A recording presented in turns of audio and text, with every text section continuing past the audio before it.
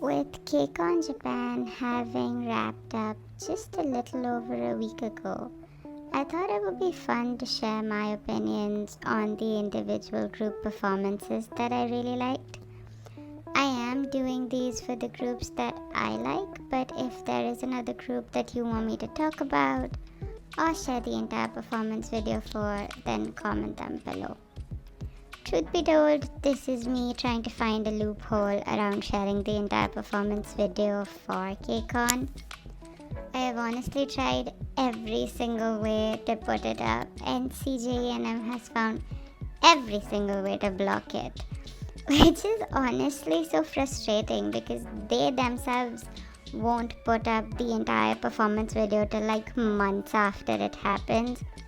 And they also started this thing this year where only people who are members of the KCON YouTube channel can partake in watching the live stream for KCON, which is honestly the kind of douchebaggery you would expect out of companies like CJENM and Mnet. So if you just want the drive link for the whole performance, then it's in the description box below. But what I hope is that you watch that and come back here so that we can talk about it together. Anyway, again, I did this whole thing. I got the whole of KCON Japan 2023 screen recorded. So if you want me to share the performances for other groups, let me know and we can then talk about those performances as well. For now, let's get that out of the way and talk about the performances. For ZB1 or ZEROBASEONE, whatever you prefer to call them, I think the performance meant a lot more than just a festival performance, since this was the first time we would be seeing the 9-piece group and their dynamic together. Of the 9 members, we have seen them individually pair up with each other. Does that make sense? Individually pair up. I don't think that makes sense. But we have seen them partake in group battles with each other, right? On Boys Planet, we've seen the dynamic between Zanghao and Hanbin when they're performing. We've seen the dynamic between Yujin and Jiwoong when they're performing, or Jiwoong and Matthew when they're performing. But we've kind of not seen all 9 of their dynamics together, which but is pretty integral to a group's longevity and success. How the 9 members, or however many members there are in a group, how much chemistry they have amongst each other, especially during stage performances. So I think there was a lot riding on this performance, and honestly, they didn't disappoint.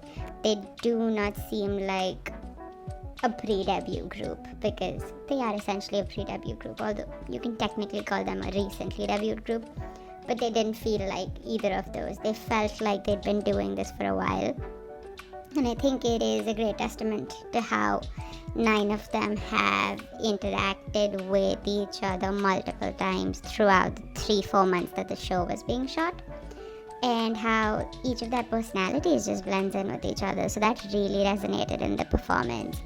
In terms of song choice, I am happy that they did Say My Name. It is a great song, and it is the most successful song to come out of this year's Mnet original song for the survival show roster, yada yada. So it is one of the most successful songs to come out.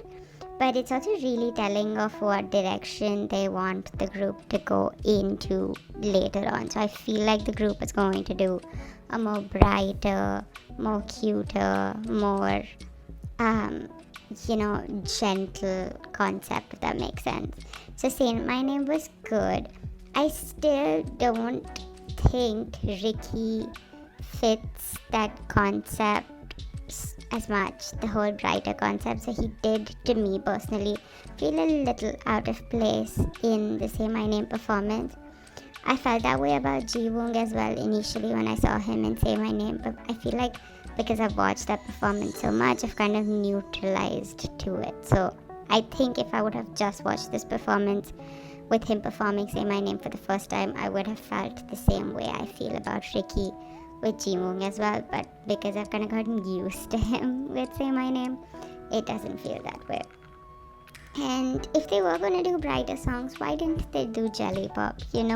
I was waiting, I was hoping, I had my fingers crossed that they would do Jelly Pop, because honestly it is my favorite original song to come out of the Boys Planet show. So I was really hoping that they would do it, but I get it that they didn't do it because of Yujin being minor and the song being a little inappropriate.